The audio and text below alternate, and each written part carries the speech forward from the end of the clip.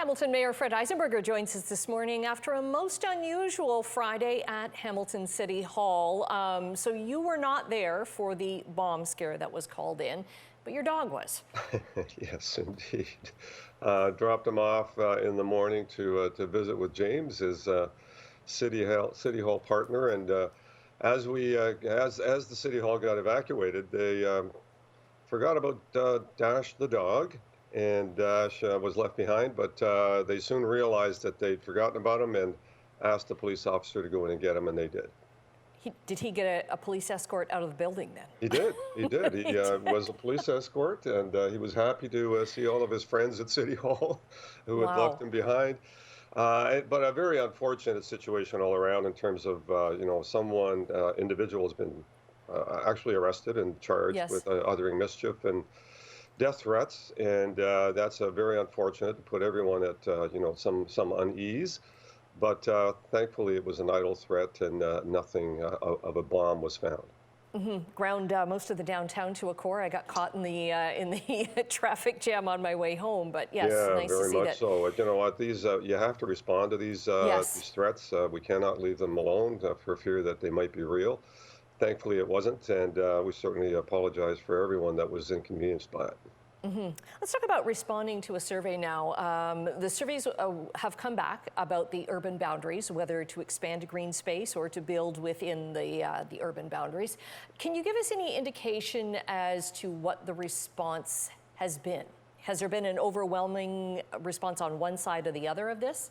Yeah, anecdotally, I would say the no urban boundary expansion has received a fair bit of response. There's been, I think, quite an active campaign to kind of filter that information back to City Council. So some 7,800 surveys were received by mail, and 10,700 by email. So our staff are going through all the responses, obviously filtering out those that don't necessarily live in the city of Hamilton, might have been active on the issue from other places, and just breaking it down so that we have a complete picture of what the survey results were. And they intend to deliver that on September the 13th, before we make a final decision on the urban boundary.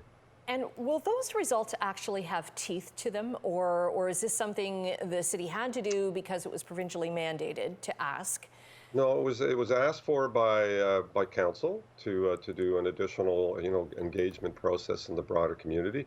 As I said earlier, this is not a referendum on the issue, but obviously public engagement is important and opinions out there are important. But there are many other people that have varying opinions on this. And to be fair, to expect that on a survey people will have all the information that we're going to have that helps them make an informed decision, I think, is a little rich. But many people have weighed in very actively and have followed all the documents and reports and have very strong opinions about the urban boundary one way or the other.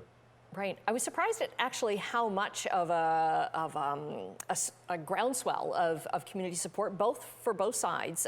So it's been an active community engagement that way. Let's Indeed. talk about next steps for the LRT. What's next down the line? We were hopeful. I was hopeful, and I think most of the staff, ministry staff and Metrolink staff were hopeful we could get this MOU back by August the 9th. But unfortunately, the provincial process is a little bit more complicated. Number of ministries have to be worked through to sign off on the document, including Metrolinks. So we anticipate that it will come in early September. Again, everyone's anxious to get this before council so we can finalize this and move on and get this LRT actively into procurement once again. So that's everyone's goal and mission, and I hope that happens by early September. And that's what the memorandum of understanding is about, right? Procurement. It is about defining who's responsible for what as we go through the development of the LRT. And as we've said on a number of occasions, the province is committed to full funding of the LRT, no capital requirements on behalf of the city, full life cycle costs that they're going to cover off. No additional funding coming from the city of Hamilton as a result of any overages on the procurement process. And the city has always indicated that they would be responsible for the day-to-day operational costs, which were defined, in the last report we did, which essentially comes down to zero once you factor in all the elements that come into this.